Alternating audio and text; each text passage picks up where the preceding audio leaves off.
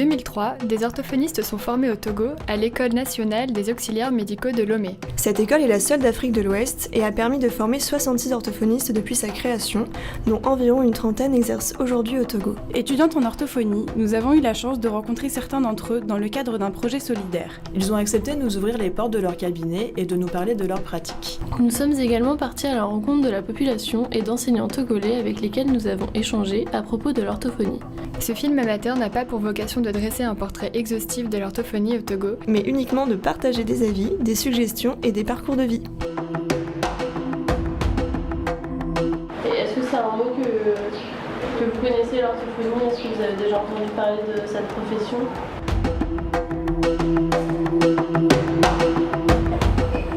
Je ne sais pas les méthodes.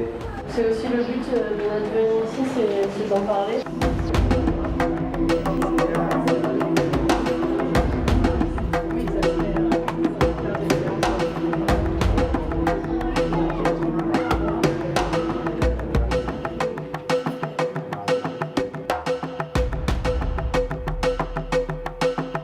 Pour vous, qu'est-ce que l'orthophonie?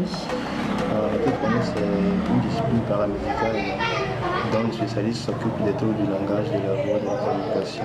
Du coup, l'orthophonie, c'est la spécialité de la médecine qui s'occupe des pathologies du langage oral chez les enfants comme chez les personnes âgées. Et également les troubles oromyofonctionnels, les troubles de la voix, de la déglutition. Moi, l'orthophonie, c'est un travail qui me trouve passionnant. Voilà, c'est un travail qui touche un peu à tout, qui est à la fois au carrefour de plusieurs disciplines, la médecine, la pédagogie, l'éducation, voilà. Alors, c'est un travail dans lequel on ne s'ennuie pas vraiment, quoi. Voilà, c'est ce que j'aime de ma profession.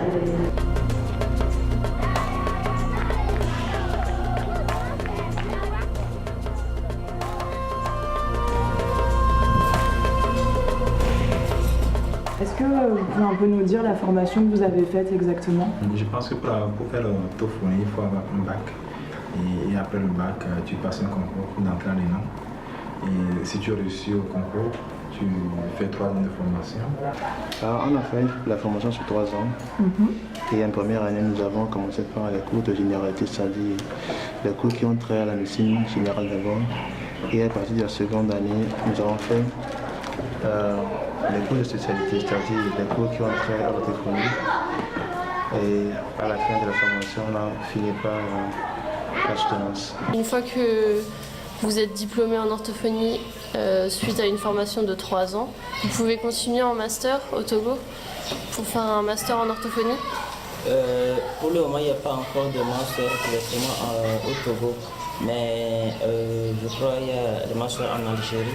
Et donc dans ces cas-là, vous devez aller dans un autre pays pour si vous voulez continuer en master en orthophonie? Oui. Est-ce que vous travaillez dans plusieurs lieux ou juste dans ce service? Je travaille officiellement dans 2 endroits. D'abord ici et dans une clinique. Et vous êtes le seul orthophoniste dans la clinique? Non, nous sommes 2. 2. Combien d'heures travaillez-vous par jour? En moyenne, je travaille 7 à 8 heures. D'accord. Et sur combien de jours dans la semaine? 5 jours, de lundi au vendredi. Bon, ça dépend des centres aussi. 8 heures en moyenne, et l'après-midi, 3 heures de temps. Et combien de jours par semaine? Les 5 jours ouvrables de la semaine, de lundi à vendredi. 40 heures par semaine. Mais à part ça, les samedis, quelques jours, je fais l'appareil des personnes sourdes.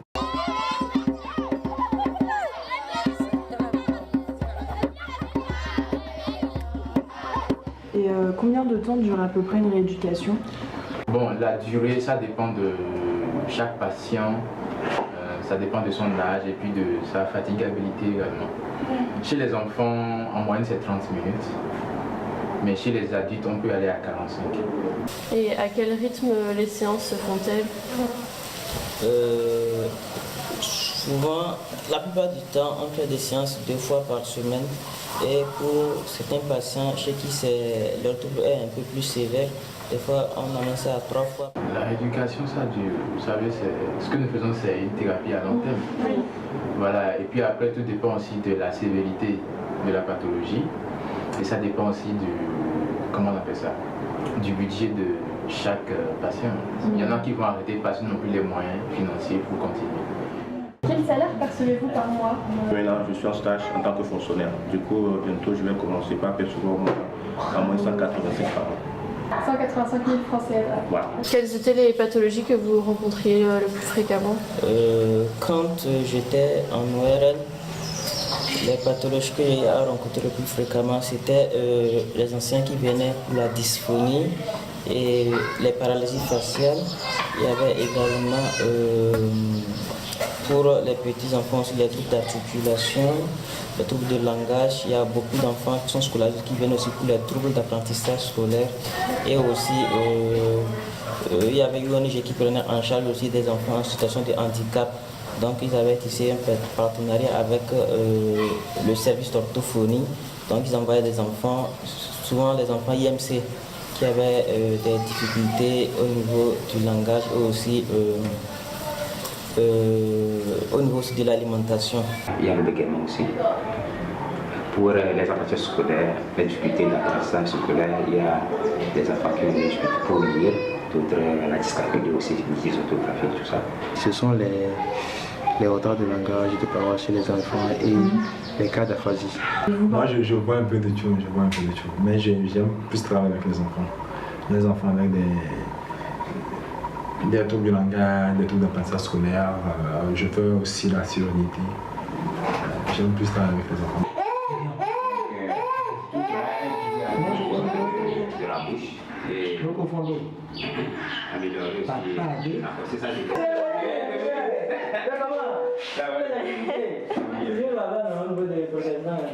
Moi, je reçois un peu de tout, bégaiement, taux du spectre autistique, déficience intellectuelle. Et est-ce que vous pouvez un petit peu nous parler le parcours d'un patient type, son mode d'admission, la prise en charge? Normalement, avant qu'un patient ne vienne consulter en orthophonie, il faut que ce patient vienne sous prescription médicale. Généralement, c'est la normale. Et ici chez nous, c'est pas tout le monde qui consulte chez les médecins avant de demander l'avis de l'orthophoniste. Donc les patients viennent directement sous conseil d'une tierce personne, bien d'un parent, bien d'un ami, ils viennent directement en consultation. Et de là, nous, on les reçoit. Et après, on fait un bilan orthophonique. Après, on peut prescrire le nombre de séances, souvent 30 séances, que la personne doit aller payer à la caisse. Et on peut commencer la prise en charge. Voilà. Et ces séances-là sont souvent renouvelables.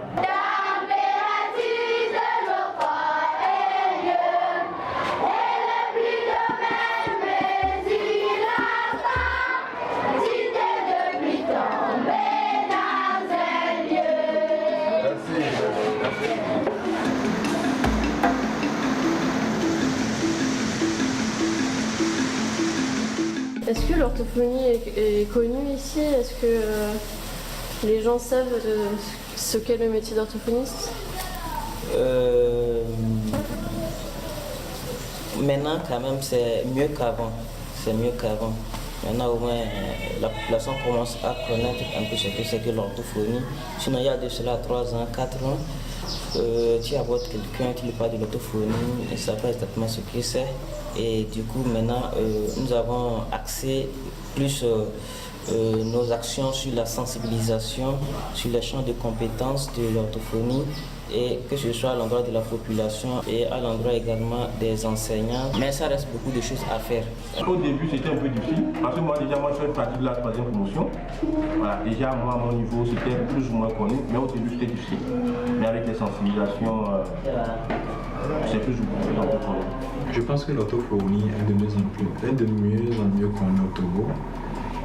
Et surtout si on prend le cas des autres pays de l'Afrique subsaharienne, je pense qu'au Togo, il y a beaucoup d'actions qui sont menées et qui permettent à la population de savoir ce que c'est que l'orthophonie. Mais il y a toujours du travail à faire pour que beaucoup de personnes connaissent les champs de compétences de l'orthophonie et pour que ces personnes puissent très tôt venir pour une prise en charge orthophonique, parce que vite on prend en charge meilleur à la population. Est-ce que vous pensez que les médecins connaissent le métier d'orthophoniste? Oui, je pense que les médecins dans les CHU connaissent. Oui, bien sûr. J'ai eu à travailler dans un service neurologique. Du coup, j'ai eu à collaborer avec des médecins qui m'envoient tout le temps des cas. Voilà, ils voient notre importance. Voilà, il y a beaucoup de boulot quand même. Est-ce que vous pouvez nous parler un peu des difficultés que vous rencontrez?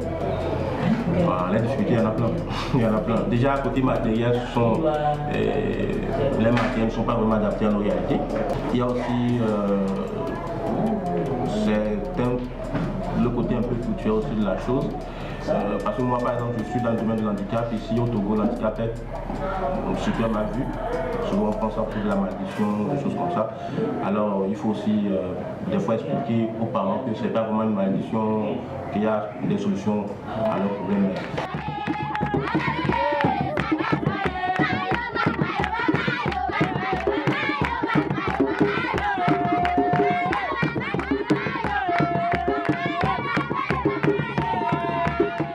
L'autre difficulté sur le plan pratique, c'est que le matériel que nous utilisons n'est pas toujours adapté. Vous voyez un peu?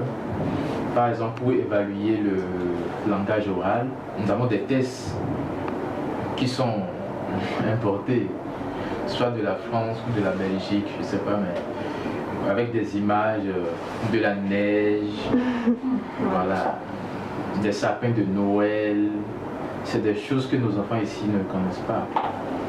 Et vous voyez, quand on passe ce test-là à un enfant, est-ce qu'il faut le comparer à un enfant de la France par exemple et dire que oui, mon enfant il a un retard? Point d'interrogation. Je pense que c'est une discipline qui est nouvelle et la population n'est pas encore habituée à cette prise en charge qui prend du temps. C'est-à-dire, tu es malade, tu vas à l'hôpital, on te fait des analyses et puis on te prescrit des produits. Mais au niveau de l'orthophonie, c'est une prise en charge qui dure longtemps. Et à un moment donné, malgré la motivation des parents, il peut y avoir des désistements chemin faisant. Je pense que c'est le grand souci au niveau de la prise en charge. Aussi par rapport aux moyens financiers, au coût des soins, ce n'est pas toute la population qui a des moyens pour suivre des séances d'orthophonie. Est-ce que vous pensez qu'il y aurait des solutions pour améliorer l'accès aux soins? Pourquoi pas? Il pourrait en avoir. Bon, déjà, ce que nous on est en train de faire, la circulation aux soins, pour faciliter ça, il faut peut-être plus créer de services orthophoniques dans les centres à travers le Togo. Parce qu'il y en a, mais pas trop. Du coup, même ce matin, j'ai un cas qui vient de super loin. Un peu. Alors s'il y avait un service plus proche de chez lui, ça pourrait faciliter la tâche. Alors moi je crois que c'est ce qu'il faut faire pour améliorer la situation. Les parents ont maintenant l'habitude, dès que les premiers doutes s'installent, de venir consulter. C'est grâce à la sensibilisation. Si les instituteurs nous réfèrent des enfants, c'est grâce à la sensibilisation. Donc je pense que l'impact est très positif. Par rapport à nos partenariats que nous tissons avec beaucoup d'autres associations étrangères qui arrivent, parlant même de LCA également qui vient chaque année ici nous appuyer dans ce sens. Du coup, ces actions ont eu beaucoup d'impact d'impact positif bien sûr, concernant la promotion de la profession de l'orthophonie.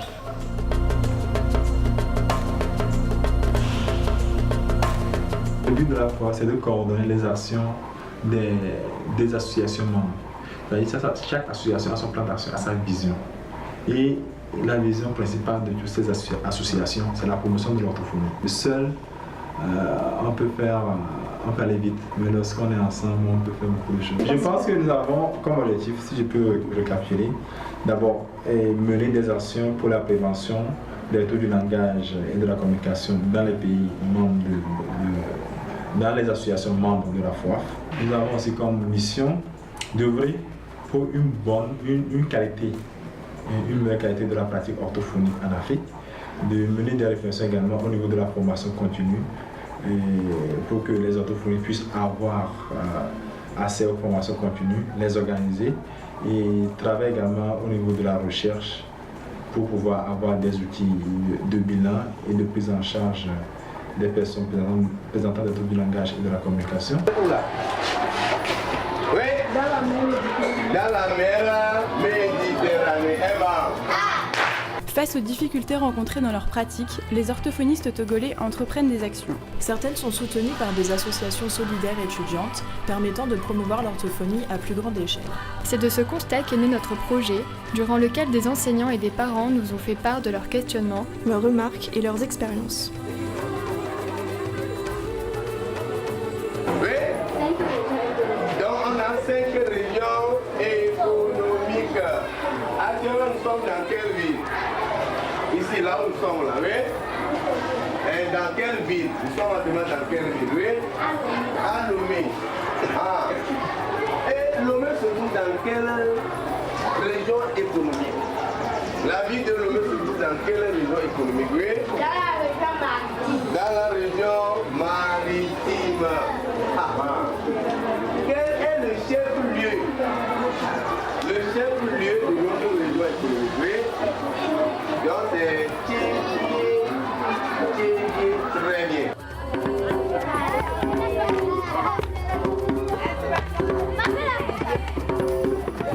Et les enfants n'arrivent pas à bien prononcer les phrases, certains mots, les consonnes, les diphtongues, les articulations. Ce que l'enfant a dans la tête, c'est pas ça ce qu'il a écrit sur la feuille. Des fois, on devine à la correction dit, bon, c'est ça que l'enfant voulait dire, et on accorde le point. Prononciation, par exemple, si on dit me, il dit ne. Les enfants n'arrivent pas à bien prononcer. Il y a d'autres qui n'arrivent pas à bien lire. On l'écrit aussi, bon, il a beaucoup de problèmes là aussi. Ils ont pratiquement peur de leur enseignant, de fois qu'ils les empêchent de bien parler. Ils sont seuls. Ils disent le seul. Si je n'arrive pas bien dire, tu vas me taper. La lettre ou bien le mot, ils ne savent exactement pas de quoi il s'agit. On ne décèle même pas le mot qu'il est en train de prononcer. Il va avoir des problèmes de l'ouïe. Il est un peu difficile de savoir parce que des fois, c'est au niveau de l'écrit qu'on reconnaît réellement que l'enfant a ce problème-là. Parce que vous prononcez par exemple le son P.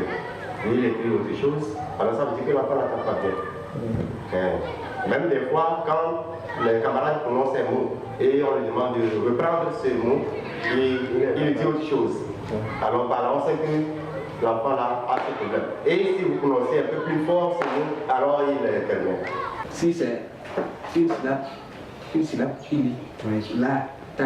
Mais quand vous faites tabac, c'est difficile. Bien, à latter, c'est très difficile aux enfants de pouvoir, c'est-à-dire, enchaîner comme ça. Mais quand l'enfant franchit cette barrière, bon, ça. Le problème majeur, c'est que on arrive à détecter ces gens d'élèves qui ont ce problème-là.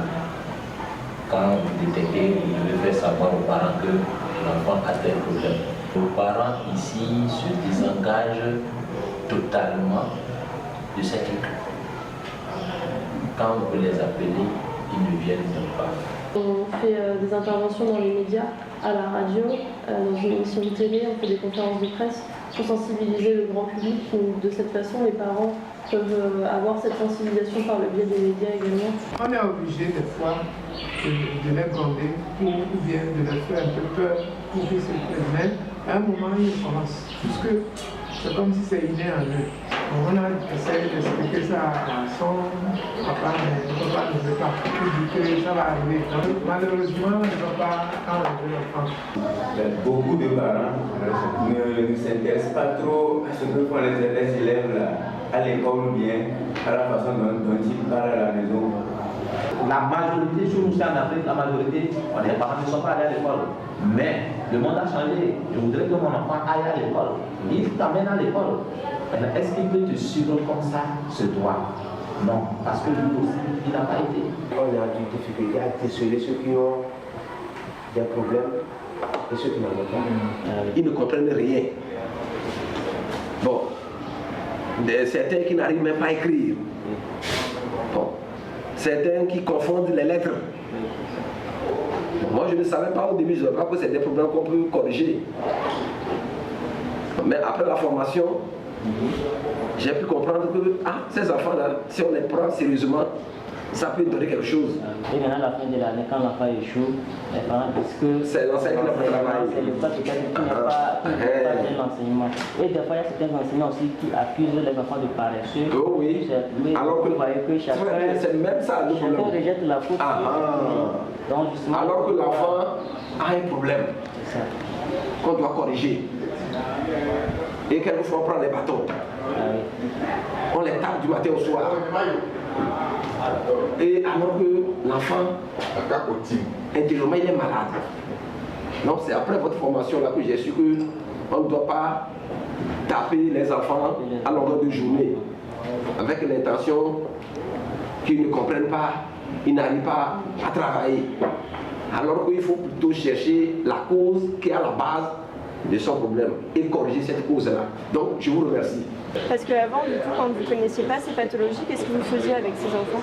Vous ne saviez pas trop? Oui, on dit que peut-être l'enfant là, il va contaminer les autres enfants et autres là, mais non. Vous pensez que c'était une maladie qui pouvait se... Non, c'est pas une maladie. Vous pensiez quoi avant du coup de ça? Avant, nous croyons que ce sont des maladies, mais présentement, c'est pas une maladie.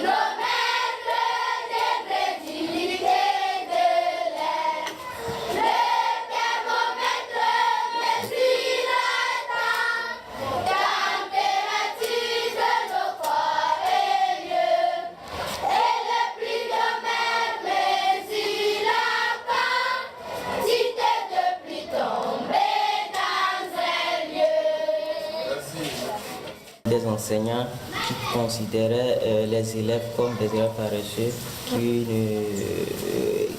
c'est-à-dire qui avaient un regard un peu négatif à l'endroit de leurs élèves.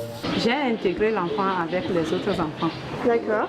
Je ne l'ai pas isolé parmi les autres. Okay. Tout ce que nous faisons comme cours, je veux que lui aussi participe au cours. Ça a permis aux enseignants de savoir que tout ne se règle pas en classe tout d'abord et que ce partenariat va beaucoup les aider dans le travail pour le succès des élèves. Tout ce que moi j'ai appris sur ça, c'est que je sais qu'il y aura toujours des enfants, des cas comme ça qui vont venir chez nous-mêmes. Nous sommes obligés de les intégrer, de les éduquer pour qu'eux aussi, un jour, ils deviennent normaux que les autres, comme les autres enfants. Et dans le cas où c'est un peu délicat, là je sais ceux qui sont spécialistes dans la chose pour les contacter et pour qu'ils puissent gérer le problème. C'est bon de nous sensibiliser comme ça pour que nous ne rejetons pas les cas comme ça, comme si ce sont des laissés pour compte. Mais eux aussi, ce sont des enfants, comme les autres enfants.